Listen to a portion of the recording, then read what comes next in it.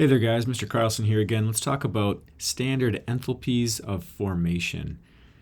This is the symbol right here for enthalpy of formation, and what this is the energy change for the formation of 1 mole of compound from its elements in what is called their standard states. And so all that means is, like, if we look over here at this chemical equation, we've got 1 mole of CO2 being formed from its elements. So CO2 is composed of carbon and oxygen. And so over here we have carbon by itself and oxygen by itself. And what we mean by standard state is what is that element at, what is the state of matter that it's at under just normal, like, room temperature conditions, basically. So for oxygen, its standard state is as a diatomic molecule in the gas phase. Carbon is a solid, and specifically graphite is how we would see this, because we could also have like carbon in the form of diamond, let's say, but graphite would be the standard state for carbon. And so this equation right here is to make 1 mole of CO2, and then what we have next to it here is the enthalpy of formation. So basically the energy change that is associated with forming 1 mole of this compound CO2, and the energy change is negative 394 kilojoules per mole. So if we're making 1 mole of CO2 from its elements in their standard state, this is the energy change that's associated with that. Same thing with H2O. So if we look to make 1 mole of H2O, that's going to be coming from hydrogen, which again in its standard state would be diatomic in the gas phase. And then I have O2, which is again diatomic in the gas phase, but I have to have a 1/2 in front of it. And so to balance this equation, I can't add a coefficient in front of this, because for the standard enthalpy of formation, it needs to be to make 1 mole. So I can't change this. It's always to make 1 mole of compound.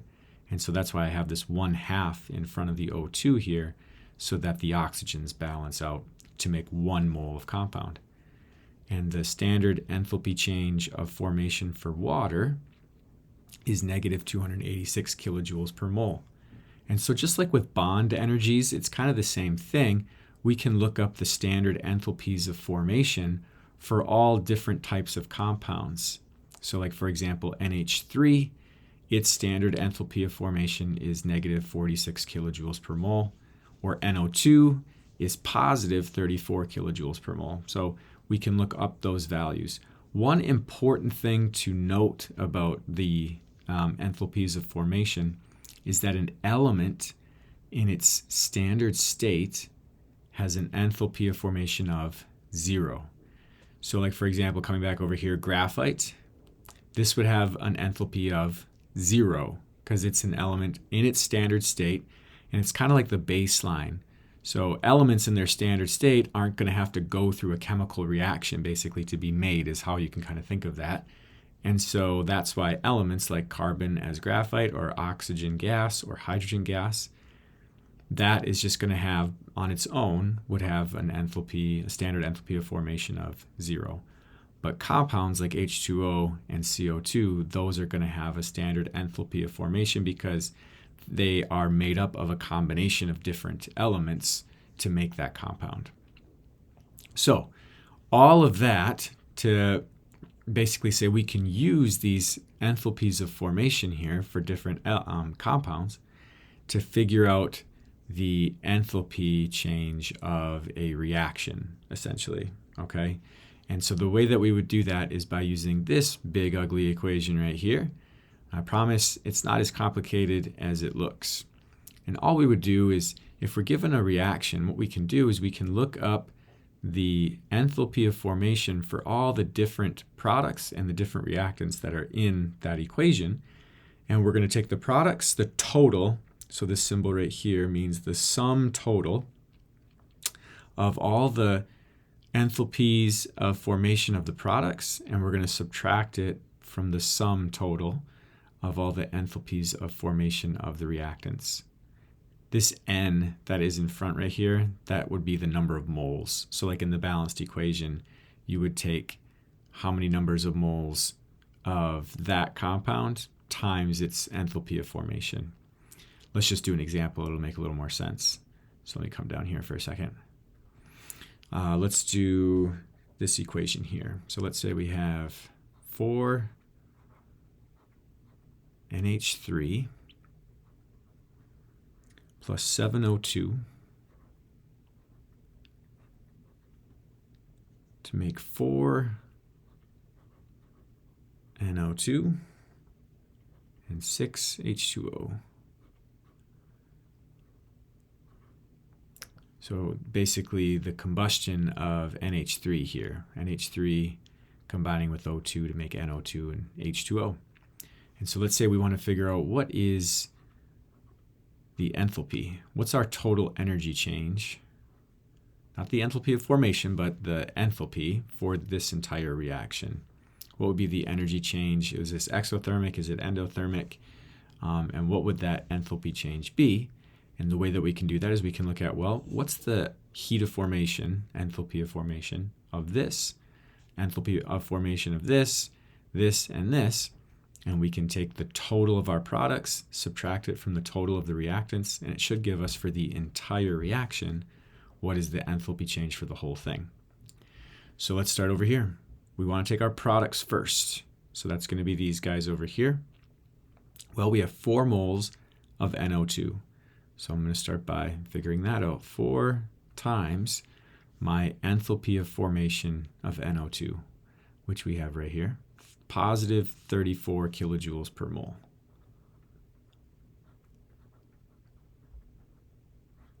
And what I'm going to do is I'm going to add that now because we want the sum total of all of those products.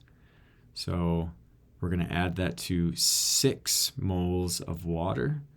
So 6 times the enthalpy of formation of water, which we have up here, negative 286.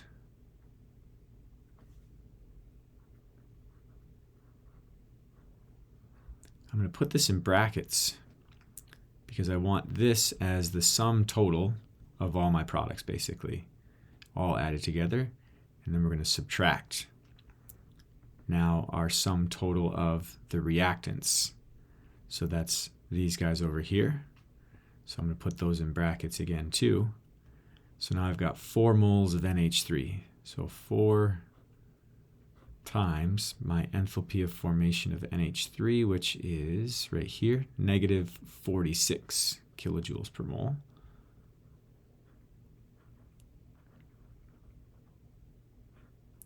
And we're going to add that to 7 moles of O2.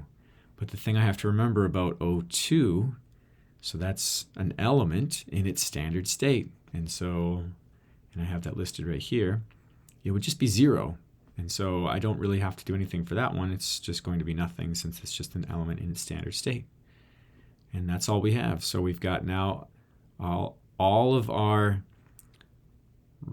products over here. We're going to add those together, and then we're going to subtract it from the sum total of our reactants.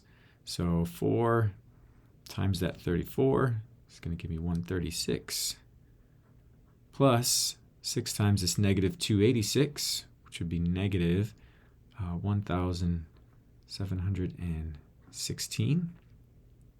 And so I want the total of that, which would work out to be negative 1,580 kilojoules. So there's my sum total of my products. So that's this part right here. And we're going to subtract that from what I've got over here, which would just be 4 times negative 46, which would be negative 184 kilojoules. And so that's how I can calculate the enthalpy of this reaction. So it'd be negative 1,580 kilojoules minus negative 184 kilojoules, which works out to be negative 1,396 kilojoules per mole. And so this would be the enthalpy, or the energy change, of this reaction right here. And the way that we figured that out is through the enthalpies of formation for each thing, taking the total of the products minus the total of the reactants.